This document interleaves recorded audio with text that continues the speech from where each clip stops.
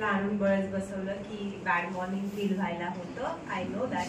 पण 40 ते 50 मिनिटं फार त्रास देणार नाही. ऑफकोर्स सगळेजण कॉमर्सचे आहेत, right? First year BCom, please raise your hand. Second year, third year BCom, okay. एमकॉमचं कोणी आहे का इकडे? नाही. First second third year BCom असेल फक्त, राईट? याच्या व्यतिरिक्त कोणी नाही? बर. बीकॉम म्हटलं की बेकाम हा एक थोडासा धब्बा लावला जातो, बरोबर? सरळ सरळ मुद्द्याला हात घालते. मगाशी जसं डिस्कशन झालं, बीकॉम झाल्या झाल्या नोकरी जर शोधायला गेलं तर किती रुपये पगाराची नोकरी तुमच्या आजूबाजूच्या एरियामध्ये मिळते, किंवा पुण्या मुंबईला जरी गेलं तरी किती रुपये महिना सुरुवात मिळते? मला सांगा बरं जरा अंदाज. किती? 10, 20 स्टार्टिंग मिळते. पहिला पगार 20,000 देतं कोणी? नाही. मग स्टार्टिंग पहिला पगार कितीने सुरू होतो? 10, 12, 15. 15च्या पुढे जातो उडून टक्कर? नाही जात. चला 15ने सुरुवात झाली, पकडून चला. कितीने सुरुवात झाली? 15ने सुरुवात झाली. वर्षभर काम केल्यानंतर साधारणपणे पगार वाढतो. 15चा 18,000 होईल. आणखी वर्षभर काम केलं 22-25,000 होईल. आणखी वर्षभर काम केलं 28, 29, 30 होईल. आणखी वर्षभर काम केलं 35 होईल. आणखी वर्षभर काम केलं 40 होईल. पण साधा 40,000 रुपये महिन्यापर्यंत पोहोचायला ग्रॅज्युएशन नंतर 4 ते 5 वर्ष मिनिमम काम करावं लागतं. म्हणजे एक बेसिक लाईफस्टाईल अचीव्ह करण्यासाठी जर ग्रॅज्युएशन नंतर मिनिमम 4 ते 5 वर्ष काम करावं लागत असेल तर त्या जॉबला काही अर्थ आहे का? हा पहिला प्रश्न. माझा दुसरा प्रश्न, ग्रॅज्युएशन नंतर इमिडिएटली जो जॉब मिळतो त्यामध्ये जे काम करण्याची संधी मिळते ते काम खरंच बौद्धिक कुवत वाढवते का, स्किल्स वाढवते का? त्या कामाच्या बेसिसवरती तुम्हाला जो पगार वाढणार आहे तो तुम्हाला पाहिजे तेवढ्या पर्सेंटेजनी दरवर्षी हाईक देतो का? तो अनुभव तुम्ही जो काही घेतलेला आहे तो अनुभव पूर्णपणे ग्राह्य पुढे जाऊन धरला जातो का? त्याच्या बेसिसवरती मोठे मोठे डेझिग्नेशन्स आणि मोठे मोठे लाखोंचे पगार दर महिन्याला माणूस मिळवू शकतो का? हा माझा पुढचा प्रश्न. हो किंवा नाही? नाही. याचा अर्थ कुठेतरी basic sales, basic we can say ऍडमिनिस्ट्रेशनचं, बेसिक डेटा एंट्रीचं, बेसिक अकाउंटिंगचं काम कुठेतरी मिळून जातं आणि त्या कामावरती मोठ्या मोठ्या पगारांच्या उड्या मारता येत नाहीत. मग जर असं होत असेल आणि 1 नाही 2 नाही 3 नाही लाखो बीकॉम विद्यार्थ्यांच्या सोबत जर असं होत असेल तर याला कुठेतरी मार्ग शोधला पाहिजे की नाही? स्वप्न प्रत्येकाचं असतं, एम आय राईट? प्रत्येकाला भरपूर पैसा पाहिजे असतो. मॉल मध्ये गेल्यावर, कुठल्याही दुकानात गेल्यानंतर प्राइस टॅग न बघता खरेदी करायची असते. 10,000ची साडी जरी आवडली तरी पटकन उचलता आली पाहिजे हे पाहिजे असतं. महिन्याला 3-4 हजार पार्लरला जरी खर्च करावे वाटले तरी कुणी अडवलं नाही पाहिजे, हेही पाहिजे असतं. Am I right? बरोबर. पण जर आता पावलं व्यवस्थित टाकले नाहीत तर गाईज लक्षात घ्या, साधे आयब्रोचे थ्रेडिंगचे 60 रुपये सुद्धा आपल्याला नव्यानं मागावे लागणार. चालणार आहे का? चालणार आहे का? No, never. Right? So we are going to earn on ourselves. How? महिना 1,00,000, 1.5 लाख, 2 लाख रुपये कमवणं कुठल्याही मार्गाने, मग कदाचित ते जॉबच्या मार्गाने असेल, कदाचित बिझनेसच्या मार्गाने असेल, कदाचित प्रोफेशनल ऑपॉर्च्युनिटीजच्या मार्गाने असेल. कुठल्याही मार्गाने जर आपल्याला आर्थिक समृद्धी हवी आहे, अबंडन्स हवा आहे, रिस्पेक्ट हवा आहे, नेम फेम आणि पॉप्युलॅरिटी हवी आहे, बरोबर? पैसा तर सगळ्यांना पाहिजेच असतो, पण त्या पैशाच्या सोबत रिस्पेक्ट, नेम फेम, पॉप्युलॅरिटी पण तेवढीच गरजेची असते, कारण त्याच्यावरती पण आपल्या मनाचं फिअलिंग होत असतं. थोडीशी बॉस बनण्याची इच्छा कुठेतरी मनामध्ये असते. आपल्या हाताखाली पण 8, 10, 15 लोकांनी काम करावं असं प्रत्येकाला वाटत असतं. ती जी सत्ता मिळवण्याची इच्छा आहे ती पण कुठेतरी पूर्ण व्हायला लागते. आणि ह्या सगळ्या गोष्टी ज्यावेळी पूर्ण होतात त्यावेळी म्हटलं जातं की करिअर मध्ये आपण काहीतरी मिळवलंय. हे जे so called career career career म्हणतो, या करिअर कडनं आपल्याला अपेक्षा ह्याच आहेत, पैसा, नेमफेम, पॉप्युलॅरिटी आणि बॉसगिरी करण्याची संधी. आणि येस, काही रॅशनल लोक वर्क सॅटिस्फॅक्शनला पण तेवढंच महत्व देतात. सो वर्क सॅटिस्फॅक्शन पण मिळणं तेवढंच एक इंटँजिबल बेनिफिट मानला जातो, इंटँजिबल गेन मानला जातो, त्यालाही तेवढंच महत्व देणं गरजेचं आहे. आता ह्या सगळ्या गोष्टी बीकॉम मुलांना पण मिळाव्यात यासाठी काय केलं पाहिजे? 2022च्या सर्वेक्षणात लक्षात आलं होतं भारतातला ऑलमोस्ट निम्मी प्रजाती आहे सो कॉल्ड ग्रॅज्युएट नावाची, जी जॉबला कधी लागतच नाही आणि लागली तरी अगदी तुटपुंच्या पगारावरती जॉबला लागते. आयदर अनएम्प्लॉइड आहे किंवा अंडर एम्प्लॉइड आहे. मग ह्याचं कारण काय, याच्या मुळाशी आधी आपण गेलं पाहिजे. हे बघा, अल्टिमेटली जॉब असू देत, बिझनेस असू देत, प्रोफेशन असू देत, कुठल्याही मार्गातनं सक्सेसफुल कसं व्हायचंय that we are going to discuss further. येणाऱ्या पुढच्या टप्प्यांमध्ये आपण हे डिस्कस करणार आहोतच. पण आज आपण अपयशी का आहोत? आपल्या आधीच्या जनरेशन्स मध्ये लाखो बीकॉम मुलं सुद्धा अजूनही नाक्यावर टाइमपास करताना का दिसतायत? वयाची 30 आली तरी महिन्यात 30,000 सुद्धा न कमावताना का दिसतायत? याची कारणं कुठेतरी शोधून काढली पाहिजे. बरोबर की नाही? हो किंवा नाही? राईट. आणि जर ही कारणं नाही शोधून काढली आज, तर आजपासून 3-4 महिन्यात हे TY बीकॉम वाले लोक ते पण त्याच लाईनीत जाऊन बसतील. Right. SY B Com steps fastly so that ज्या चुका आधीच्या जनरेशन्सच्या झाल्यात त्या चुका आपल्या नाही व्हायला हव्यात आणि आपण सुद्धा पटापट कुठेतरी पावलं टाकत पुढे गेलं पाहिजे आणि स्वतःला महिन्याला 1.5 लाख रुपये तरी मिनिमम मिळायला हवा या लेव्हलला कॅपेबल बनवलं पाहिजे. कसं बनवायचं हे कॅपेबल हे तर बघणारच आहे. पहिल्यांदा चुका काय केल्यात त्या बघूया. बीकॉमला बेकाम समजणं ही सगळ्यात पहिली आणि मोठी चूक आहे. आज तुमची बीकॉमची डिग्री एका इंजिनिअरिंगच्या डिग्रीपेक्षाही महत्वाची आहे. पण गेल्या कित्येक जनरेशन्स पासून या बीकॉमला अगदी हलक्यात घेतलं जातं आणि ही सगळ्यात मोठी चूक होतीये. एखादा समजा IT इंजिनियर असेल, फक्त सॉफ्टवेअर कंपनीत जॉब घेतो. एखादा फार्मसी झालेला जो आहे तो फक्त फार्मा कंपनीमध्ये जॉब घेतो. सिव्हिल इंजिनियर फक्त कन्स्ट्रक्शन लाईन मध्ये जॉब घेतो. पण एक बीकॉम विद्यार्थी फार्मामध्ये पण जातो, कन्स्ट्रक्शन मध्ये पण जातो, IT सेक्टर मध्ये पण जातो, टेम्पल ट्रस्ट मध्ये पण जातो, गव्हर्नमेंट ऑफिसेस मध्ये पण जातो, वाटेल त्या संस्थेमध्ये, शाळा कॉलेजेस मध्ये पण जातो. प्रत्येक संस्थेमध्ये त्याच्यासाठी जॉब आज आहे. कारण account, tax, finance, HR, marketing, import export, strategy formulation आणि इम्प्लिमेंटेशन हे जे रोजचे आपले विषय आहेत हेच विषय प्रत्येक संस्थेमध्ये ऑलमोस्ट डिपार्टमेंट म्हणून असतात आणि त्या प्रत्येक डिपार्टमेंटमध्ये बीकॉम विद्यार्थ्याला एंट्री असते. मग ती फार्मा कंपनी असो, सॉफ्टवेअर कंपनी असो, कन्स्ट्रक्शन असो, का मॅन्युफॅक्चरिंग असो, का एखादं टेम्पल ट्रस्ट असो. संधीचा पाऊस कोणाकडे आहे? इंजिनियर्सकडे आहे का तुमच्याकडे आहे?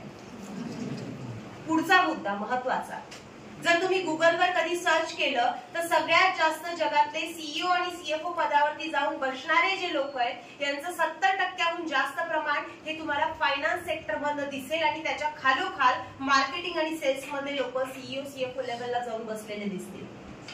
इतक्या मोठ्या पोझिशन्स वरती, CEO ऑर्गनायझेशनच्या लिडिंग पोझिशन्स वरती जर कॉमर्स आणि मॅनेजमेंटचे लोक जाऊन बसू शकतायत तर तुम्ही का चूक करताय तुमच्या डिग्रीला हीन दिन लिंक लेखण्याची? तुमची डिग्री ही नाहीये. त्या डिग्रीचा प्राईड तुमच्या मनामध्ये असणं हे खूप जास्त गरजेचं आहे. आणि त्या सिन्सिरिटीनी, ज्या सिन्सिरिटीनी एखादा डॉक्टर MBBS चा अभ्यास करतो, एखादा BE BTech वाला इंजिनिअरिंगचा अभ्यास करतो, त्या सिन्सिरिटीनी जर तुम्ही तुमच्या BCom, BBA, MBA चा अभ्यास केला ना, MCom चा अभ्यास केला ना, तर आयुष्यभर तुम्हाला सुद्धा लाखोचे पगार मिळू शकतात. पण आम्ही गेल्या 5 वर्षात 3 वर्षामध्ये काय केलंय? Let me explain you in detail. 6माही परीक्षा आली की 15 दिवस रट्टा मारलाय. वार्षिक परीक्षा आली की 15 दिवस रट्टा मारलाय. बरोबर.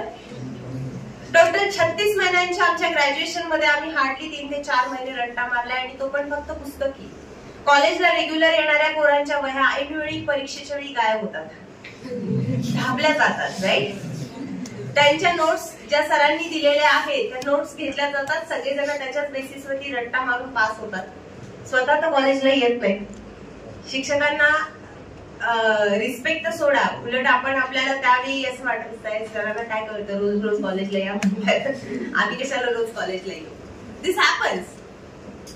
पण त्याच बीकॉमला जर सिन्सिअरली घेतलं तर नाणं किती पलटू शकतं, बाजू किती बदलू शकते हे आपल्याला बघायला हवं. गाईज लक्षात घ्या, विद्यार्थ्याचे 5 लक्षणं सांगितले जातात. प्रॉमिनंटली पहिलं लक्षण सांगितलं जातं काकचेष्टा, दुसरं बको ध्यानम, तिसरं श्वान निद्रा, चौथं अल्पहारी आणि 5वं गृहत्यागी. हे विद्यार्थ्याचे 5 लक्षणं सांगितले जातात. काकचेष्टा हे पहिलं लक्षण म्हणजे काय की जसं कावळ्याला तहान लागते, पाणी मडक्यामध्ये खोलवर असतं, कावळा काय करतो दगड टाकतो, मग काय होतं पाणी वर येतं, मग ते कावळा ते पाणी पितो बरोबर, आणि ते पाणी पिल्यानंतर कावळ्याची तहान भागते. एवढूसा तहानलेला जीव रणरणत्या उन्हामध्ये ते दगड शोधून आणून त्या पॉट मध्ये टाकण्याचं काम करतो. खरं आईची शपथ घेऊन सांगा मला गेल्या 3 वर्षात किती वेळा इतकी मेहनत केली अभ्यासासाठी? केलीये? नाही केलीये, राईट? गेल्या 3 वर्षात अभ्यासासाठी मेहनतच नाही केलीये. सो काकचेष्टा म्हणजे तेवढी मेहनत, ती एवढूशा जीवानी जी मेहनत केली तेवढी मेहनत तुम्ही करणं अपेक्षित होतं, पण खरंच केलीये का? आज दिस क्वेश्चन टू युअरसेल्फ. दुसरं विद्यार्थ्याचं लक्षण सांगितलं जातं बको ध्यानम. बगळा जसा तलावामध्ये स्टँड अँड स्टील पद्धतीने उभा असतो, ज्यावेळी त्याला मासा पकडायचा असतो त्याच्या नजरेमध्ये भरपूर मासे असतात, पण अगदी एकाग्रपणे तो एकाच माशावरती ध्यान लावून बसलेला असतो, आणि ज्यावेळी त्या माशाला पकडतो त्याच वेळी तो शांत होतो. तो इतर माशांकडे बघत सुद्धा नाही, भलेही ते त्याच्या नजरेच्या टप्प्यात जरी आले तरी त्याला ज्या साईजचा जेवढा मासा जो मासा पाहिजे तोच मासा तो पकडतो. त्याला म्हटलं जातं बको ध्यानम. बगड्याचं जसं एकाग्र ध्यान आहे तसं ध्यान आपण आपल्या अभ्यासावरती गेल्या 3 वर्षात किती वेळा लावलंय? आज दिस क्वेश्चन टू युअरसेल्फ. श्वान निद्रा विद्यार्थ्याचं तिसरं लक्षण. जसा कुत्रा झोपतो पण जरी झोपला कुठे खुट्ट जरी झालं तरी अलर्ट होऊन इकडे तिकडे बघतो, बरोबर की नाही? राईट? तो अलर्टनेस कुत्र्यामध्ये आहे. तो कुत्र्यामधला अलर्टनेस विद्यार्थ्यांमध्ये सुद्धा असणं गरजेचं आहे. पण आम्ही झापड लावून अभ्यास करणारे लोक फॉर्मॅट ओरिएंटेड पद्धतीने अभ्यास करत आलो गेल्या 3 वर्षामध्ये. 3 वर्षात काय 5 वर्षांमध्ये 11वी पासून फायनलायझेशन शिकतोय आम्ही, बरोबर? राईट? 8 ऍडजस्टमेंट्स आम्हाला दिल्या, उचलायच्या, इकडे मांडायच्या तिकडे मांडायच्या, ट्रायल बॅलन्स, मग P&L, मग बॅलन्स शीट, असं मांडत जायचं. मांडत गेल्यानंतर चुकून मागून जर टॅली झालं बॅलन्स शीट तर टाळ्या वाजवायच्या. पण आम्हाला जर कॉलेजच्या बाहेरच्या एखाद्या छोट्याशा टपरीचं अकाउंटिंग आणि फायनलायझेशन करायला लावलं तर तेच accounting finalisation real life business world मध्ये कसं केलं जातं आम्हाला जमेल का? जमेल? हो किंवा नाही? डाऊट आहे, राईट? कारण आम्ही जो अभ्यास केलाय तो फॉर्मॅट ओरिएंटेड पद्धतीने केलाय. या प्रॉब्लेम मध्ये इथे हे वजा केलेलं आहे, मग पुढच्या प्रॉब्लेम मध्ये सुद्धा त्या स्टेपला ते वजाच केलं पाहिजे का? कारण आम्ही स्टेप्स पॅक करणारे लोक, बरोबर ना? I am right? झापड लावून अभ्यास करणारे लोक. याच्या मागे कायदा काय सांगतो, याच्या मागे कन्सेप्ट काय सांगतात, याचा डिटेल अभ्यास आम्ही केलाय की नाही केलाय? आज this question to yourself and you are the best जज फॉर युअरसेल्फ. परीक्षेला जाण्याआधी कुठल्या तरी मार्केट मधल्या नोट्स आणायच्या, त्याचे पॉइंट्स वाचायचे, आणि सिनियर्स पण ज्युनियर्सला कौतुकाने सांगतात अरे काही नाही, हायलाइटचे पॉइंट्स जे ना ते महत्वाचे मस्त अंडरलाईन करून लिहायचे, मध्ये तू पिक्चरची स्टोरी लिहिली तरी चालते. तुमच्या ह्या कॅज्युअल अप्रोच मुळे आज बीकॉम 10, 12, 15 हजारावरती बसतोय. Are you getting my point? या कॅज्युअल अप्रोच मुळे. पण हीच बीकॉमची डिग्री आहे जी बिझनेसचं नॉलेज देणारी डिग्री आहे. हीच बीकॉमची डिग्री आहे जी जॉब मध्ये मोठ्या मोठ्या संधी देणारी डिग्री आहे.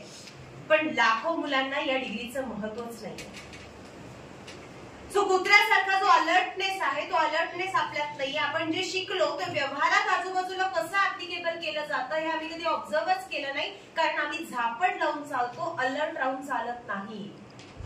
श्वान निद्रा तथैवच्या अल्पहारी विद्यार्थ्याचं चौथं लक्षण सांगितलं जातं की अल्पहारी म्हणजे काय कमी खा नाही. अल्पहारीचा अर्थ one should be very much selective about all the inputs. That the person is having. आपल्या डोळ्यांचा आहार आहे आपण काय बघतो, आपल्या कानांचा आहार आहे आपण काय ऐकतो, आपल्या बुद्धीचा आहार आहे आपण काय तिला खतपाणी घालतो, राईट. पण त्या बाबतीत आपण अजिबात सिलेक्टिव्ह नाही आहोत. आने दो, जो भी कचरा आ रहा है आने दो, आने दो, आने दो. डोळ्यांनी आपण नको ते व्हिडिओज बघतो, कानांनी नको त्या मैत्रिणींचं गॉसिपिंग ऐकत बसतो आणि याच्यातच आपले 3 वर्ष कशी निघून गेले आपल्याला कळालं. अंबानीच्या कृपेने रोज आपल्याला 1.5 GB डेटा मिळत गेला, पण त्या 1.5 GB डेटाचा उपयोग आपण टाइमपास व्हिडिओज आणि सिरियल्स बघण्यामध्ये घातलाय. त्या इंटरनेटचा वापर सिलेक्टिव्ह पद्धतीने जर केला गेला असता, चांगले चांगले इनपुट्स आपल्या मनाला जर मिळत गेले असते, स्किल्सचे इनपुट्स जर मिळत गेले असते, तर अपस्किलिंग पण झालं असतं, नॉलेज पण वाढलं असतं आणि कुठेतरी बेटर पोझिशनला आपण पोहोचलो असतो. पण आपण गार्बेज इन केलंय तर आउटपुट सुद्धा गार्बेजच येणार आहे, हे लक्षात घ्या गाईज. कारण आपण आपल्या कुठल्याच इनपुट्सच्या, आपल्या कुठल्याच आहाराच्या बाबतीत सिलेक्टिव्ह नव्हतो गेल्या 36 महिन्यांमध्ये. बरोबर बोलतीये का मी? Am I right? Yes. विद्यार्थ्याचं 5वं लक्षण सांगितलं जातं गृहत्यागी.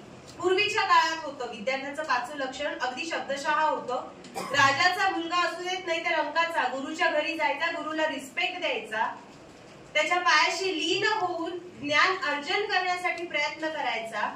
आता गुरुला रिस्पेक्ट आणि वगैरे वगैरे तर लांबची गोष्ट राहिली. पण अगेन ज्ञान अर्जन करण्यासाठी आपण आपल्या कम्फर्ट झोन मधनं बाहेर येणं ही आजच्या काळाची गृहत्यागीची डेफिनेशन आहे. आपल्या कम्फर्ट झोन मधनं बाहेर येणं ही आजच्या काळाची गृहत्यागीची डेफिनेशन आहे. पण त्या डेफिनेशन मध्ये आपण कितपत बसलो? साधं आपण आपल्या वर्गामध्ये शिक्षकांनी प्रश्न विचारल्यानंतर सुद्धा कम्फर्ट झोन मधनं बाहेर येऊन हात वर करून किती वेळा उत्तरं दिली हा प्रश्न विचारा स्वतःला. गेल्या 3 वर्षामध्ये हात वर करून वर्गात मी उत्तरं किती वेळा दिली? जर वर्गात उत्तरं देण्याचा आपल्याला कम्फर्ट झोन ब्रेक करता आला नाहीये, उद्या इंटरव्ह्यूज कसे क्रॅक करणार आहे, उद्या एखाद्या मोठ्या क्लायंट सोबत बिग शॉट सेल्सची डील कशी क्रॅक करणार? Again that is a question. Business काही जण आणखी एका झापडी खाली असतात, अंधारात चालत असतात की अरे मी बिझनेस सुरू करणार आहे, मी कशाला अभ्यास करू, मी कशाला हे सगळं बघू, मी कशाला वर्गात उत्तर देऊ. नाही रे बाळा, हेच तर प्रिपरेशन आहे. हाच तुझा बीकॉमचा अभ्यास तुला बिझनेसमॅन पण बनवू शकतो, हाच बीकॉमचा अभ्यास तुला एखादा प्रोफेशनल पण बनवू शकतो आणि चांगला जॉब पण देऊ शकतो. पण तुझा त्या बीकॉमच्या अभ्यासावर विश्वासच कधी नव्हता आणि त्याचे परिणाम ग्रॅज्युएशनच्या पिरियडचं जे ऑप्टिमम युटिलायझेशन व्हायला हवं ते ऑप्टिमम युटिलायझेशन झालं का? झालं का? 2-3-4 तास आपण कॉलेजला आलो, अभ्यास केला तर केला, अटेंड केलं कॉलेज तर केलं, नाही केलं तर नाही केलं.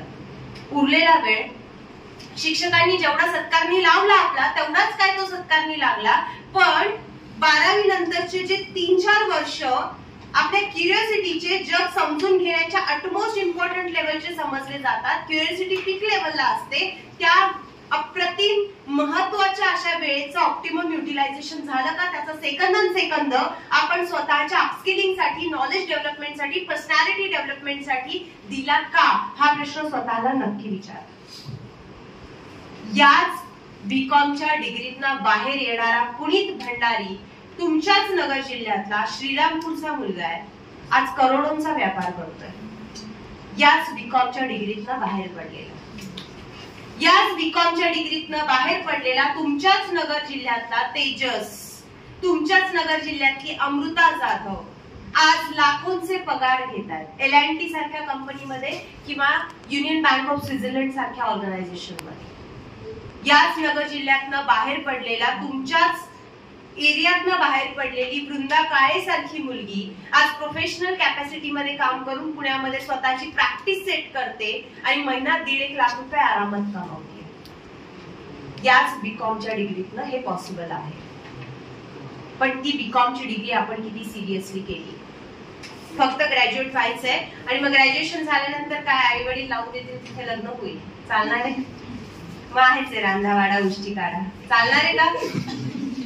नाही चालणार आहे ना. मुलांना तुम्ही जास्त खुश होऊ नका, तुम्ही पण जर अभ्यास केलेला नसेल आणि बीकॉमची डिग्री कॅज्युअली घेतलेली असेल तर तुम्हालाही शिकली सवरलेली बायको मिळणार नाहीये. मग करावं लागेल 10वी फेलची लग्न. चालणार आहे का? नाही ना. So you also need to work on your self. या सगळ्या प्रोसेस मध्ये लास्ट बेंचेस खूप महत्वाचं डिस्कशन चाललंय तुमचं. अमित शहाना काय इनपुट्स द्यायचे पुढच्या राजकीय घडामोडीसाठी ते डिस्कशन्स आपण बाहेर जाऊन केलं तरी चालतील. इतके महत्वाचे डिस्कशन्स या छोट्याशा सभागृहात नको. ठीक आहे, झालं? किंवा माझ्या बोलण्यावरती बीकॉमला आपण कॅज्युअली घेता कामा नये. राईट? मग आता आपण आपल्या चुका पण पाहिल्या. मग आता काय रडत बसायचं? रडत बसायचं का? लाईफ डेव्हलप करायचंय का? करायचंय. बिझनेस मध्ये जर आपण गेलो तर करोडोंचे व्यापार करता आले पाहिजेत का? आले पाहिजे. राईट? स्वतःची संस्था, भले फॅमिली बिझनेस असेल, फॅमिली बिझनेस मल्टीफोल्ड टाइम्स वाढवता आला पाहिजे. स्वतःचा नवीन स्टार्टअप असेल तो नीट सेट करता आला पाहिजे, त्याचं एक्सपान्शन नीट जमलं पाहिजे. किंवा जॉब मध्ये जर जायचं असेल तर पहिला पगारही चांगला मिळाला पाहिजे आणि पुढच्या 3, 4, 5 वर्षामध्ये जी ग्रोथ आहे ती ग्रोथ सुद्धा इतकी सुंदर मिळाली पाहिजे की महिना लाख, 1.5 लाख, 2 लाख रुपये पगारापर्यंत पोहोचलंच पाहिजे. Am I right? बीकॉम सोबत पॉसिबल आहे का? आहे पॉसिबल. बाहेर तुम्हाला लाखो मुलं दिसतील की जे बीकॉम सोबत एवढं यश नाही मिळवू शकलेले. हार्डली 15, 20, 30 हजार रुपये महिन्यावरती रडत खडत आयुष्य काढताय. पण माझ्याकडे येणारे मी तुम्हाला शेकडो मुलं दाखवेन जी मुलं अत्यंत यशस्वी आयुष्य जगतायत कारण त्यांनी काही बेसिक बदल स्वतः केले. आणि ते बेसिक बदल कसे करायचे हे वन बाय वन मी आता सांगणार आहे. सगळ्यात पहिली गोष्ट स्वतःच्या थॉट प्रोसेस मध्ये, स्वतःच्या मनामध्ये गरजेचं आहे. पहिली गोष्ट म्हणजे जेव्हा कुठलीही संस्था एखाद्याला हायर करते किंवा कुठल्याही मोठ्या कंपनीचं कॉन्ट्रॅक्ट एखाद्याला दिलं जातं, लॉंग टर्म मध्ये हे बघितलं जातं मानसिकरित्या समोरचा माणूस कितपत सक्षम आहे. मर्सिडीज बेन्झचे ज्यावेळी इंटरव्ह्यूज होतात, मी मागे पण कदाचित उदाहरण दिलं असेल, त्यावेळी इंटरव्ह्यूज मध्ये कशा पद्धतीने हे इंटरव्ह्यूज होतात माहितीये? मोठ्या पोझिशन साठी ज्यावेळी एखाद्या कॅन्डिडेटला हायर करायचं असतं त्यावेळी त्या कॅन्डिडेटला शेजारी बसवलं जातं गाडीमध्ये, त्याच्याकडनं डिक्लेरेशन लिहून घेतलेलं असतं. ड्रायव्हर सीटवरती ड्रायव्हर बसलेला असतो, कॅन्डिडेटनी सीट बेल्ट लावलेला नसतो, समोर व्हिडिओ कॉन्फरन्स वरती इंटरव्ह्यू चालू असतो, वेडेवाकडे प्रश्न HR समोरून विचारत असतो आणि 120, 140, 180च्या स्पीडनी सुसाट वेगाने वेडीवाकडी वळण घेत ड्रायव्हर गाडी चालवत असतो. त्या अनस्टेबल अशा व्हायबल झालेल्या सिच्युएशन मध्ये जर तो कॅन्डिडेट व्यवस्थित उत्तर देऊ शकला, रॅशनली उत्तर देऊ शकला तर तो कॅन्डिडेट सिलेक्ट होतो. गाईज, आजकालच्या जमान्याला कूल पद्धतीने शांत डोक्याने उत्तर देणारी लोक हवी आहेत. आरडाओरडा करणारी, चिडचिड करणारी, फुकटचा रुबाब गाजवणारी, माज करणारी अशी जनता नकोय आता. Not required. इंडिव्हिज्युअलिस्टिक परफॉर्मर म्हणून स्वतःचा टेंबा मिरवणाऱ्या लोकांची डिमांड आता गेलेली आहे. जो स्वतःही परफॉर्म करतो आणि स्वतःसोबत अख्ख्या टीमलाही परफॉर्म करायला भाग पाडतो असे लोक आता जमान्याला पाहिजे.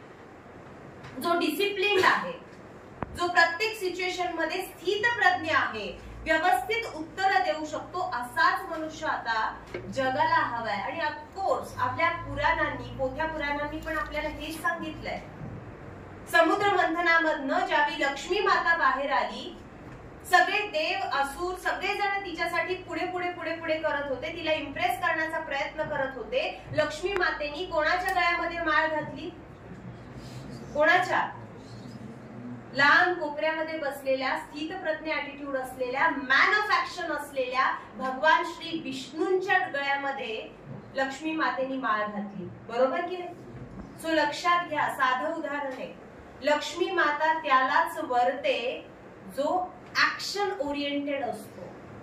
नुसता डोक्यात प्लॅन करणारा माणूस उपयोगाचा नाही आजकालच्या जमान्यात. आयडियाज तर प्रत्येकाच्या डोक्यामध्ये येतात, बुद्धिमत्ता प्रत्येकाला असते. Take my words. बुद्धिमत्ता प्रत्येकाला असते, डोकं प्रत्येकाला असतं, आयडिया प्रत्येकाच्या डोक्यात येतात, बिझनेसच्या कन्सेप्ट प्रत्येकाच्या डोक्यात भारी असतात. ऑफिस मध्ये खाली बसल्या बसल्या बॉसला नावं ठेवत ठेवत अरे त्यांनी असं नाही असं करायला पाहिजे हे सजेस्ट करणारा प्रत्येक जण असतो. क्रिकेट टीम मध्ये त्या 11 जणांनी कसं फिल्डिंग केलं पाहिजे हे सांगणारे हे सगळे जण इथे बसलेले, बरोबर की नाही? पण स्टील मॅन ऑफ ऍक्शन जो असतो ना तोच खरा जो एक्झिक्युटिव्ह असतो तोच खरा विनर असतो. बॉस बनणारे कमी असतात कारण ते ऍक्शन ओरिएंटेड असतात. बिझनेसमॅन बनणारे कमी असतात. ऍक्च्युअल बिझनेसला सजेशन देणारे लाखो असतील पण ऍक्च्युअल बिझनेस चालवणारा एकच कोणीतरी खमका असतो कारण तो ऍक्शन घेणारा असतो. आणि जगामध्ये आता ऍक्शन ओरिएंटेड लोकांची डिमांड वाढत चालली आहे आणि लक्ष्मी माता सुद्धा ऍक्शन ओरिएंटेड लोकांनाच वरते हे नीट लक्षात घ्या. फुकट कलह करणारे, आरडाओरडा करणारे, भांडण तंटे करणारे, रुबाब गाजवणारे, माज करणारे लोक लक्ष्मी मातेला खरंच आवडत नाही ही फॅक्ट आहे. ज्यावेळी लक्ष्मी माता आपल्या घरात यावी हे ज्यावेळी आपल्याला वाटत असतं त्यावेळी लक्षात घ्या लक्ष्मी मातेसोबत तिची अख्खी फॅमिली पण येत असते. आणि लक्ष्मी मातेची दुसरी बहीण अलक्ष्मी, ज्या माणसाला ही कला साधते की अलक्ष्मीला बाहेर ठेवायचे उमऱ्याच्या आणि लक्ष्मी मातेला घरात येऊ द्यायचे, तिची पूजा अर्चा करायची. अलक्ष्मीला बाहेर ठेवायचं म्हणजे काय? घरातल्या स्त्रियांचा, लहान मुलांचा आदर जो करतो त्या घरामध्ये लॉंग टर्म मध्ये लक्ष्मी टिकते. लकार नीट लक्षात घ्या. जो शांत डोक्याने वागतो, ऍक्शन ओरिएंटेड असतो त्या घरामध्ये लक्ष्मी टिकते. ज्या घरात आळस नाहीये म्हणजे अलक्ष्मी बाहेर आहे. ज्या घरात अस्वच्छता नाहीये म्हणजे अलक्ष्मी बाहेर आहे. त्या घरामध्ये लक्ष्मी लॉंग टर्म मध्ये टिकते. Please take my words. आणि हेच आपल्या शास्त्रांनी आणि पुराणांनी सांगितलं. या सगळ्या गोष्टी आपल्याला स्वतःमध्ये सुधारायला हव्यात जर कुठल्याही सेक्टरमध्ये आपल्याला फायनान्शियली अबंडन्स हवा असेल तर. Getting my point? मानसिकता स्वतःची सुधारायला हवी आहे. कटकट चिडचिड न करता आपण स्वतः चांगले डिसिजन मेकर कसे होऊ, आपलं क्रिटिकल थिंकिंग कसं बेटर असेल, प्रत्येक सिच्युएशन मध्ये आपण अगदी प्रॉम्प्टली डिसिजन कसे घेऊ शकू, या सगळ्या गोष्टींवरती तुम्हाला विचार केला पाहिजे. काहीच लक्षात घ्या, श्रीकृष्णांबद्दल सगळ्यांनी ऐकलंय की नाही? ऐकलंय, बरोबर. श्रीकृष्णांचं आयुष्य जर आपण एकंदरीत बघितलं, साधं आयुष्य होतं का रे? जन्म कुठे झाला? जेलमध्ये. आपला कुठे झाला होता? हॉस्पिटलमध्ये, बरोबर की नाही? छान मस्तपैकी मऊ मऊ बिछाण्यावरती आपण पडलेलो होतो जन्मलो त्यावेळी, राईट? बिचारे श्रीकृष्ण भगवानांचा जन्म कुठे झाला? जेलमध्ये. जन्मल्या जन्मदात्या आईबापांपासून दुरावा.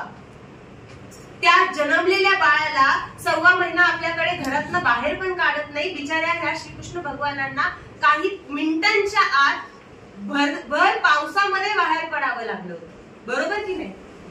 भर पावसामध्ये नदी क्रॉस करून बाहेर पडावं लागलं होतं आणि ते पण दुसऱ्या कोणाच्या तरी दुसऱ्या आईच्या कुशीमध्ये जाऊन झोपावं लागलं होतं. अशी वाईट परिस्थिती आपल्यावर कोणावर आली नाही. बरं, दुसरी गोष्ट, यशोदा मातेसोबत ते वाढले. जन्माने होते ब्राह्मण पण लहानपणचे जे संस्कार आहेत ते सगळे त्यांना गोपालकाचे संस्कार झाले. म्हणजे तिथे संस्कारांचं डिफरन्सिएशन झालं. बर, तिथे वाढले पण छान गोष्टी पण झाल्या त्यांच्यासोबत. लहानपणीच त्यांच्यावरती काय कमी प्राणघातक हल्ले झाले. कित्येक असुरांनी अटॅक केले. आपण ऐकलंय ना, पूतना मावशी वगैरे वगैरे उदाहरण माहितीये ना? कसं काही कॉन्व्हेंटचे पोरं तुम्ही, नाही ना? माहिती नाही या गोष्टी? सो लहानपणीच प्राणघातक हल्ले झाले. आपल्या कोणावर झाले का रे?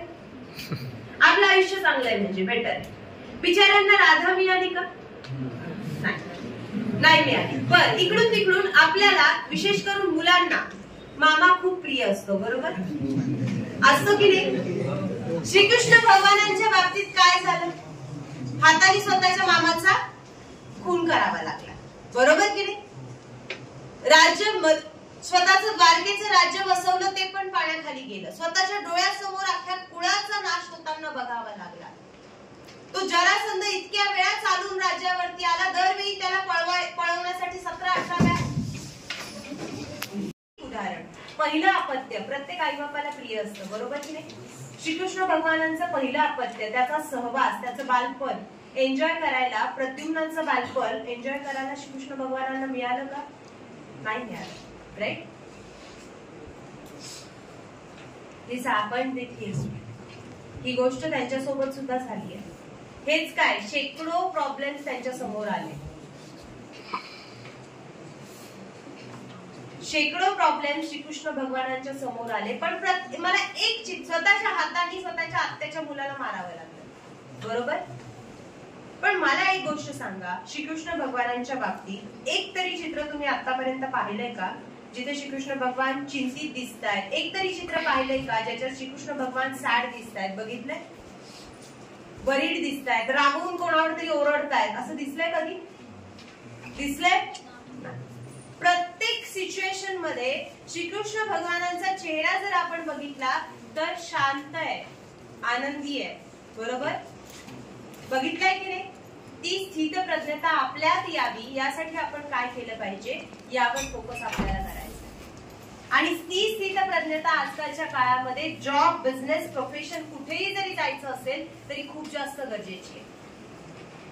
ही एकाएकी येत नसते, ती मिळवण्यासाठी चांगल्या गोष्टींचे इनपुट्स असायला हवे लागतात. त्यासाठी चांगले पॉडकास्ट ऐकणं, चांगली पुस्तकं वाचणं, चांगल्या मित्रांच्या संगतीमध्ये राहणं खूप जास्त गरजेचं. चेक करा एकदा, आपण ज्या डेस्कवरती आपण बसलोय, आपल्या शेजारी सो कॉल्ड जो आपला मित्र किंवा मैत्रीण बसलेली आहे, राईट? ते खरंच आपल्या एम साठी आपल्याला अनुकूल आहेत का हे एकदा चेक करा. आपले मित्र किंवा आपले मैत्रीण जर चेक केलं तर लक्षात येईल की half of them are of no use. Absolutely. Calculate करा, दिवसातला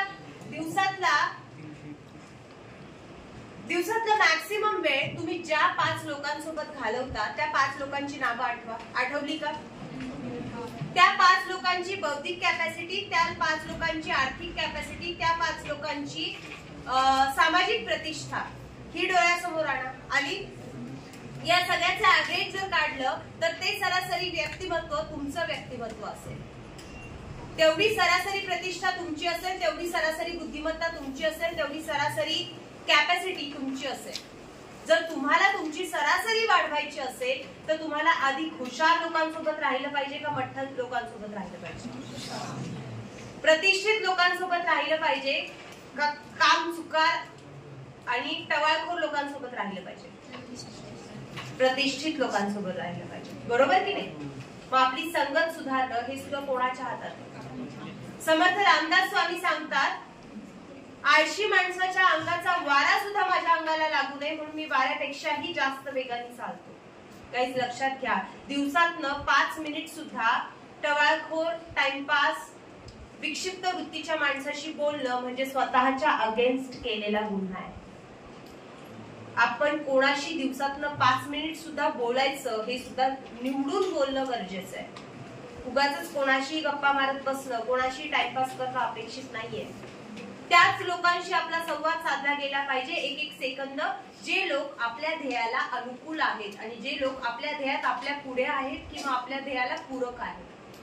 अदरवाईज इतरांशी गप्पा मारण्यात अर्थ नाहीये. Cut them of in your life, from your life. हे दोस्ती आणि मैत्री बित्री काही नसतं. ग्रॅज्युएशन संपलं की कोणी कोणाला भेटत नसतं. माझ्या ग्रॅज्युएशन पिरियड मधले हार्डली 3-4 जण आहेत जे मला अजूनही रोज भेटतात. नाही तर मित्र बदलले, सर्कल बदललं, सगळ्या गोष्टी कायम बदलत राहतात. मग जर ह्या गोष्टी अशाच पद्धतीने असतील तर select your friends very wisely. आपलं सर्कल आपलं आयुष्य घडवतो. जर तुम्हाला माहिती असेल मुकेश अंबानींचे one of the closest friends कोण आहेत? महिंद्रा, आनंद महिंद्रा, बरोबर? कपिल शर्मा सक्सेसफुल आहे, त्याची one of the closest friend कोण आहे? भारती. शी इज ऑल्सो सक्सेसफुल. कारण तुमची कंपनी तुम्हाला डिफाईन करत असते, तुमची कंपनी तुम्हाला क्रिएट करत असते, हे लक्षात घ्या. आणि तुमच्या कंपनीतनं तुम्ही तयार होत असतात. So select your friends very wisely. चांगली पुस्तकं वाचा, चांगले पॉडकास्ट ऐका, चांगले व्हिडिओज बघा. अंबानींच्या कृपेने जो 1.5 GB डेटा रोज मिळतोय तो तुमच्या अपस्किलिंग साठी वापरा. नवीन नवीन स्किल्स त्याच्यावरती शिका. दुसरी आणि महत्वाची गोष्ट म्हणजे तुम्ही जे कुठलं डोमेन सिलेक्ट करता कॉमर्सच्या क्षेत्रातलं, मे बी ते अकाउंट्स असेल, टॅक्स असेल, फायनान्स असेल, HR असेल, मार्केटिंग असेल, इम्पोर्ट एक्सपोर्ट असेल, स्ट्रॅटेजी फॉर्म्युलेशन इम्प्लिमेंटेशन असेल, what ever it may be, त्या डोमेनच्या डिटेल कन्सेप्ट मध्ये जा. नॉलेज त्या डोमेनचं घ्या. फक्त कन्सेप्ट रट्टा मारून होणार नाहीये, त्या कन्सेप्ट व्यवहारात वापरल्या कशा जात आहेत यासाठी वेगवेगळ्या इंटर्नशिप्स करा. कदाचित ऍक्च्युअल वर्क एक्सपोजर घेण्याचा प्रयत्न करा. वेगवेगळे प्रॅक्टिकल स्किल्स अक्वायर करण्याचा प्रयत्न करा. त्याच्या मागे काय लिगॅलिटीज आहेत, काय गव्हर्नमेंट कंप्लायन्सेस आणि डॉक्युमेंटेशन आहे हे डीपली समजून घ्या आणि त्या डोमेनशी रिलेटेड जी लेटेस्ट कॉम्प्युटर टेक्नॉलॉजी आहे त्याच्यावरती खटाखट हात बसू द्या. आई शपथ, कोणाची हिंमत आहे तुम्हाला कमी पगार देण्याची? Let me check it. Account, tax, finance मध्ये याच पद्धतीने चालणाऱ्या विद्यार्थ्यांना आम्ही लाखोंचे पॅकेजेस मिळवून देतोय. आमचा BBA झालेला विद्यार्थी 7.8 lakhs पर एनम स्टार्टिंग पॅकेजनी प्लेस होतोय याच क्रायटेरियाच्या बेसिसवर. कधीतरी तुम्ही बघितलंय बीकॉम किंवा BBA फ्रेशरला 7.8 लाखांनी सुरुवात होते वार्षिक उत्पन्नाने. सुरुवात पहिला पगार जो तुम्ही 10, 12, 15,000 रुपये महिना म्हणताय ना, म्हणजे 1.8 lakh max per annum, right? ती सुरुवात 7.8 lakhs पर एनम ही होती. याच प्रकाराने स्वतःची डेव्हलपमेंट केली आणि याच प्रकाराने पुढच्या 4-5 वर्षात यातले कितीतरी विद्यार्थी आहेत जे 10, 12, 15, 18, 28 लाखांच्या पॅकेजेस पर्यंत पोहोचले. 28 lakhs per ANM, not a small thing, absolutely not a small thing. दुसरी महत्वाची गोष्ट, स्वतःच्या पर्सनॅलिटीकडे लक्ष द्या. चालणं, वागणं, बोलणं, उठणं, बसणं, बघणं, फेशियल एक्सप्रेशन्स, गेस्चर्स, पोस्चर्स खूप जास्त मॅटर करतात. आपण कसे बसतो आणि आपल्या पाठीचा कणा किती ताठ आहे याच्यावरती आयुष्याचं सक्सेस बऱ्यापैकी डिपेंड आहे. आणि मी हे जे वाक्य बोललीये ते वाक्य खरंच त्याच अर्थाने घ्या. तुमचा पाठीचा कणा कितपत ताठ आहे याच्यावरती आयुष्याचं सक्सेस बऱ्यापैकी डिपेंड आहे. शास्त्र आहे ते. त्या शास्त्रावरती I will talk in some other way, but the thing is that की तुमचे फेशियल एक्सप्रेशन्स कसे, तुम्ही मराठी किती सुंदर पद्धतीने बोलताय, हिंदी बोलण्यामध्ये किती लाघवीपण आहे, इंग्लिश बोलताना किती फ्लुएन्सी आहे, या सगळ्यावरती डिपेंड आहे तुमचं सक्सेस किती आहे ते. आजकाल मल्टीनॅशनल कंपन्यांमध्ये अख्ख्या भारतातलंच काय अख्ख्या जगातलं लोक येत असतात. त्या सगळ्यांशी कोऑर्डिनेट करण्याचे स्किल्स तुमच्यामध्ये आहेत का? तेवढं तुम्ही स्वतःचं इंग्लिश छान डेव्हलप केलेलं आहे का? It is required to be check. Please guys, आणि इंग्लिशला घाबरणं सोडा. इंग्लिश ही अतिशय हलकी फुलकी आणि सोपी भाषा आहे. प्रत्येक वेळी प्रत्येक वर्गाला मी तेच सांगत आली आहे की इंग्लिश ही अतिशय सोपी, तुमच्या मराठीपेक्षा सोपी भाषा आहे. मराठीमध्ये अक्षर 52 आहेत, इंग्लिशमध्ये किती आहेत?